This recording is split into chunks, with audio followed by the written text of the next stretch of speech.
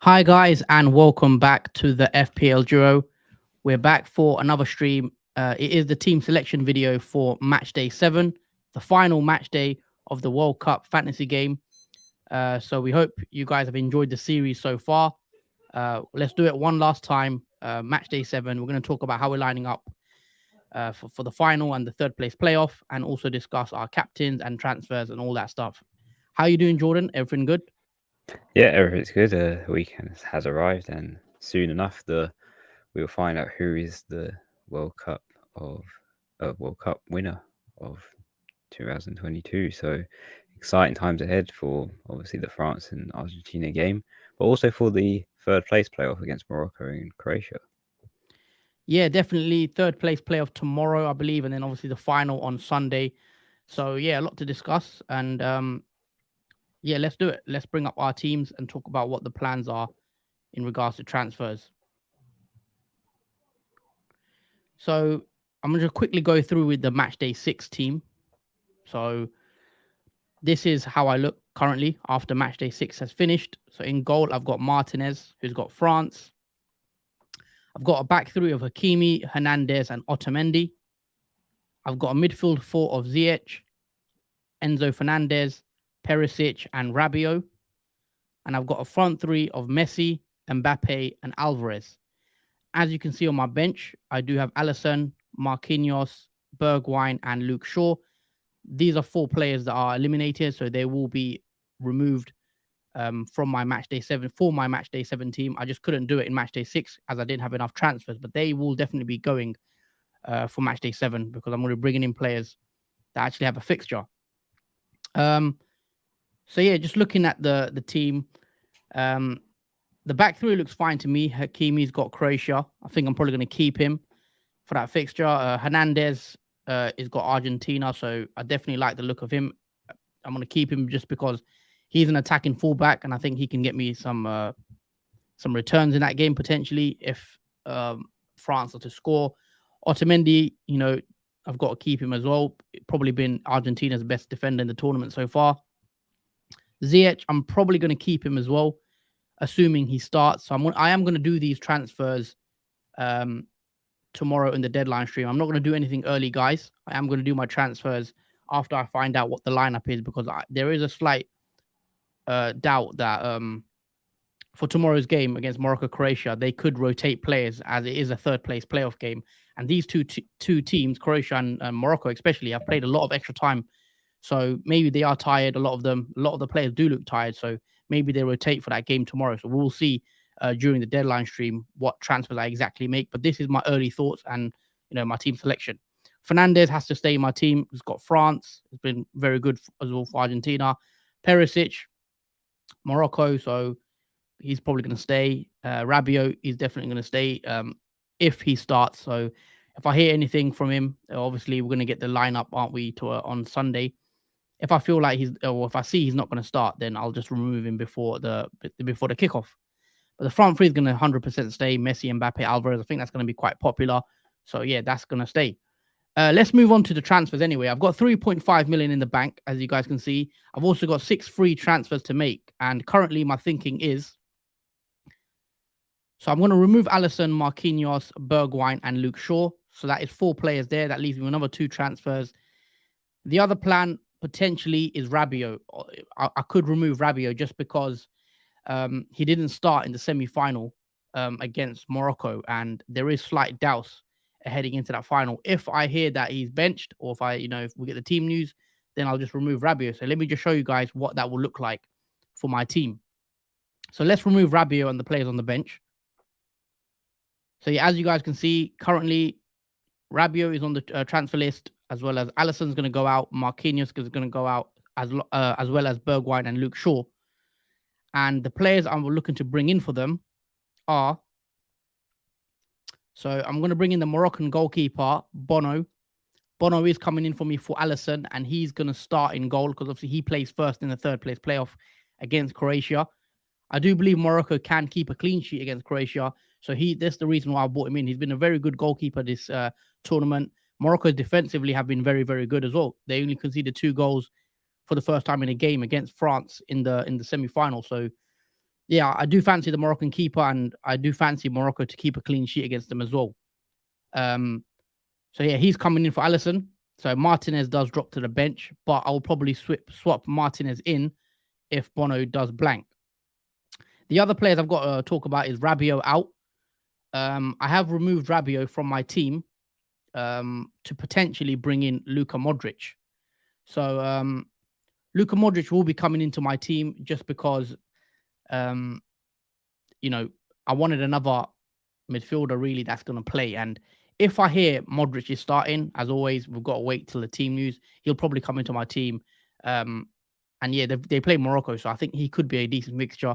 I'm not 100% on Modric, 'cause I do believe he could be rotated. So Modric could be someone else like Boufal for a Morocco. I could bring in a Moroccan midfielder, which I probably prefer at the moment in time. But Modric is in there for now.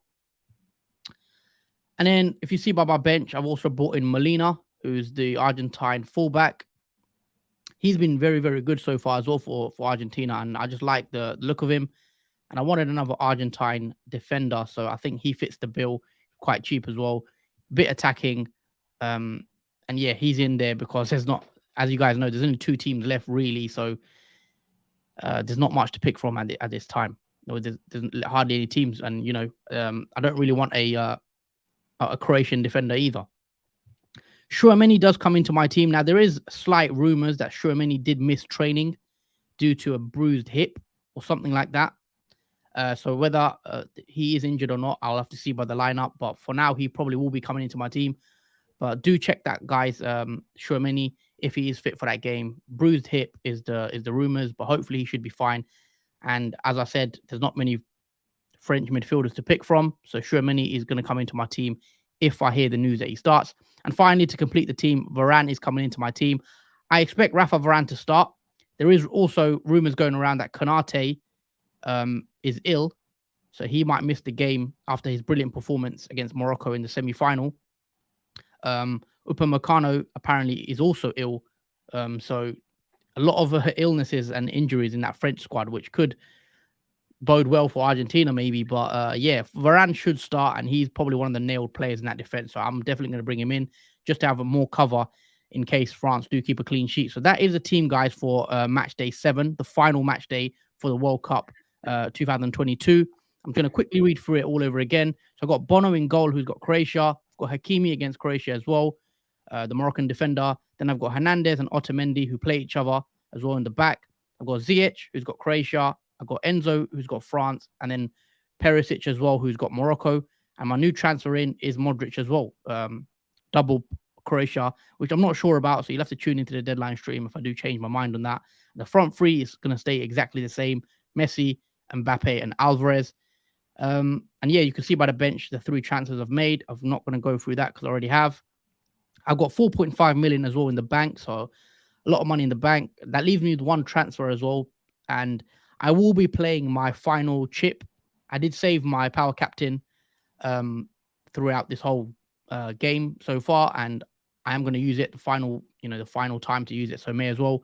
So yeah, power captain is active, it is in play, and what that means is the player who scores the most points in my first 11 will be automatically the captain, switched by the computer. So yeah, power captain's active. That is the team for match day 7, the final. Let me know what you guys think in the comments as well, your thoughts on the team, any transfers, and also if any questions, do let us know. I'll try my best to answer it. We've got Ali in the chat who says credit to Morocco. Yeah, Morocco, credit to them, been brilliant so far. Obviously, they are knocked out. They are going to play tomorrow though, but hopefully they can win that and grab 3rd place because they've been a credit to the nation. But yeah, anyway, that is my team out the way, Jordan. Let's move on to your team and talk us through your team and basically the transfers you're going to make for the final match day.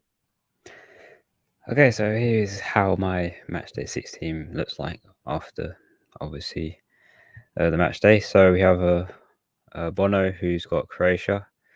I did transfer him in last match day. In the defense, we've got Hernandez, who's got Morocco. Otamendi, who's got France. Luke Shaw's still hanging in there, even though England are eliminated, so he is a priority. In the midfield, we've got Rabiot, who's got Morocco. We've got Perisic, who's got Morocco.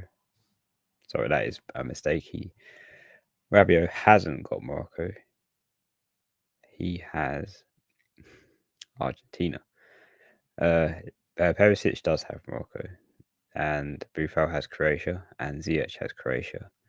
In the front three, we've got Messi, who's got France, Mbappe, who's got Argentina, and Alvarez, who's got France, who's currently the captain.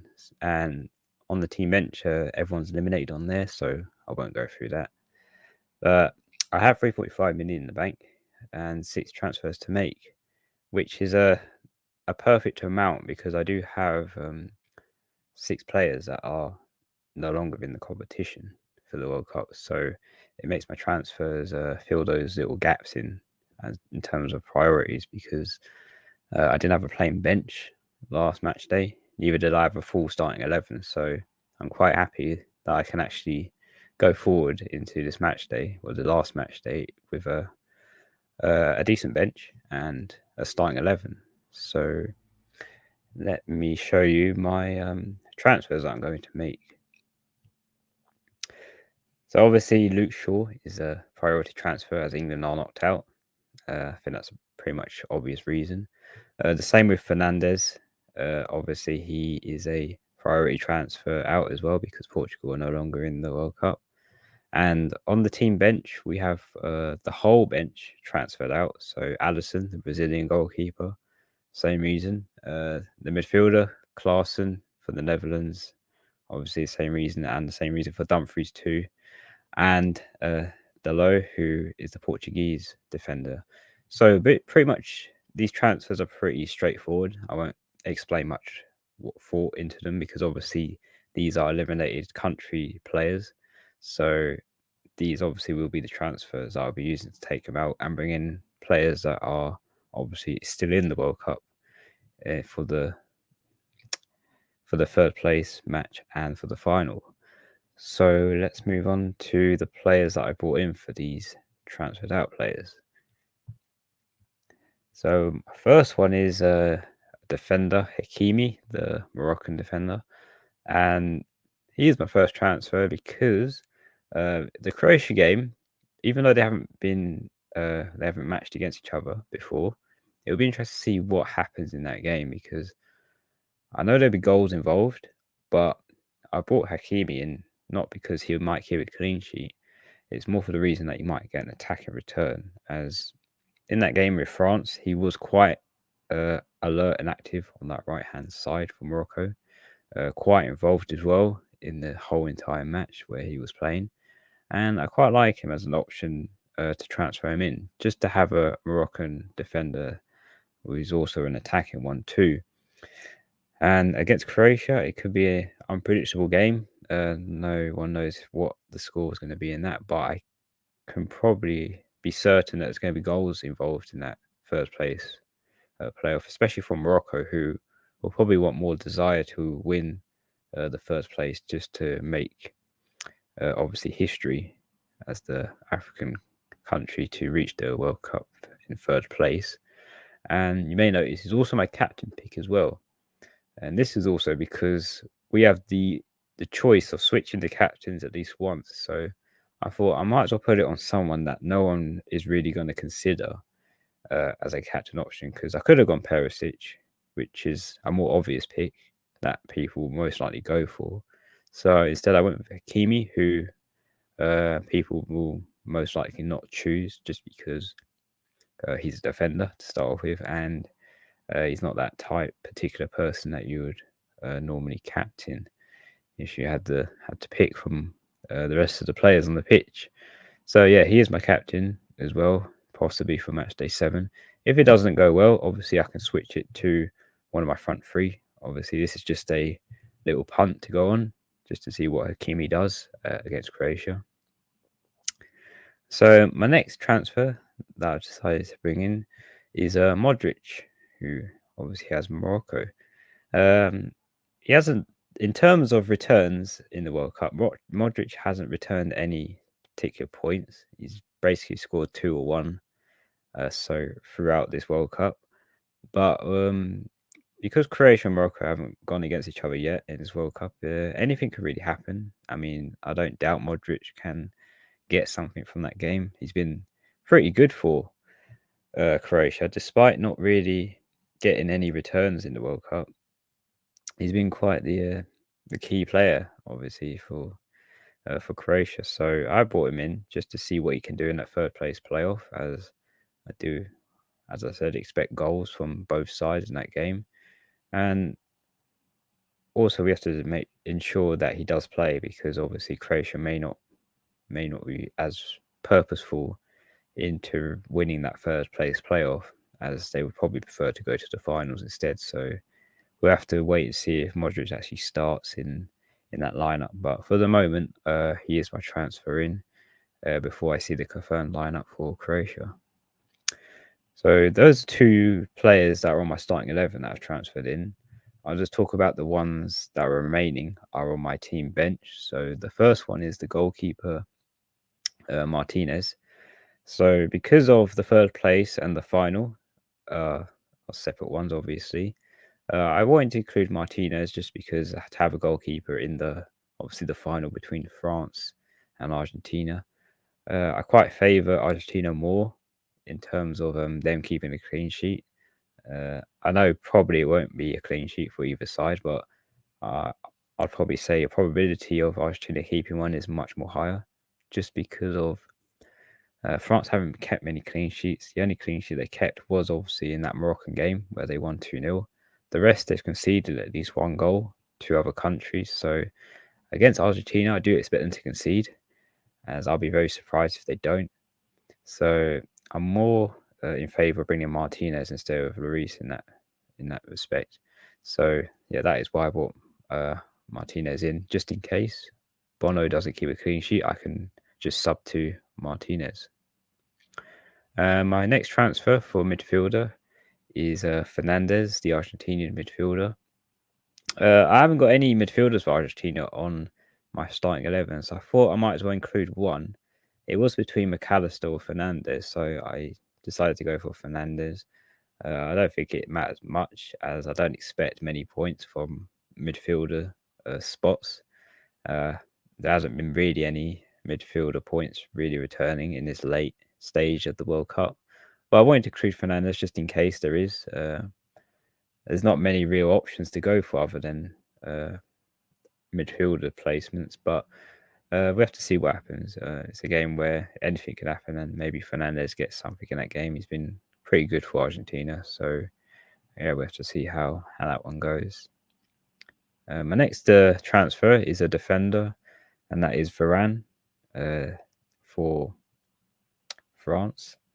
So I wanted to include Varane as well, just to see if maybe France can, well, mostly because Varane is a bit dangerous on corners for France. If they do get a corner, he is sometimes the one to get ahead on it. He may have not been successful in terms of the returns he's had to corners, but there might be the odd chance that he might get lucky and possibly score or get some sort of return if France start to have a lot of corners in that game. That is that's mostly why I've brought Varane in. I don't expect a clean sheet from France, but I do like Varane is in the box when obviously France take a header, and maybe he can get something from that. And my final transfer is a defender for Argentina, and that is Molina. I think he did keep a clean sheet last game, getting 6 points. I wanted to include Molina because I do favour, obviously, Argentina to keep a clean sheet, and I've already got Otamendi as well, so I could go double Argentina defence and hope that Argentina get a clean sheet from that. It would be, I feel like I'm more confident bringing in defensive players for Argentina, as in terms of attacking returns, they're most likely going to come from Messi or Alvarez, but in terms of defenders, Molina's just there for the clean sheet if Argentina are to keep one, so he is there for a bench option especially if a Kiwi doesn't keep a clean sheet, I can easily sub Molina in, obviously for that. So those are basically my 6 transfers that I've decided to make. So obviously that leaves me on 0. I'll obviously be making these transfers when I see the confirmed lineups, just to make sure these players are actually starting. And I have 5 million in the bank. I don't think money is really an issue at this stage of the World Cup, as a lot of expensive players are knocked out and there aren't really many left that are expensive to bring in. And I have no booster because I've used all my boosters now. So yeah, that is how I am lining up for the final match day 7. Okay, nice. Those are both our teams now done. Those were our transfers, guys, and that's how we're lining up for the final match day 7. It does start tomorrow, 3 p.m. for Morocco v Croatia tomorrow. So we will be back tomorrow for another stream, deadline stream at 2 p.m. And then we'll be talking about the final 2 games. We'll preview the games as well a bit, and also give our predictions who we think is going to win the World Cup. And yeah, we'll be locking in our transfers, bringing in the Moroccan and Croatian players just before the deadline. So yeah, I think we've covered everything pretty much. We're not going to keep the video for too long. It's been just a quick team selection video for match day 7. If you have enjoyed the content, if you are watching it back on a playback as well, please, guys, don't forget to drop a like. And also, if you haven't, please do subscribe to the channel as well. Let me just take this off screen. Just quickly, I want to cover the ranks, because obviously we didn't talk about our ranks, did we? No. So currently my rank is sitting in 29,870 before we go into the final match day. Jordan's sitting at 31,175. So we're quite similar in rank. Let's see if we can, make a breakthrough in the final match day and maybe finish in the top 10K. You never know. But yeah, we'll see. But yeah, that's it from the FPL duo. Please, guys, smash the like button and subscribe to the channel if you are new. Anything else you'd like to add, Jordan, before we do head out? Just have a good weekend, everyone, and hopefully, well, we'll see you for the deadline stream, but enjoy the third place playoff and obviously the final this weekend coming. Yep. Yeah, we'll be back tomorrow, guys, 2 p.m. UK time. So do join us for the deadline stream. But for now, have a good weekend and see you guys soon. Peace out. Yeah, see you guys soon. Take care.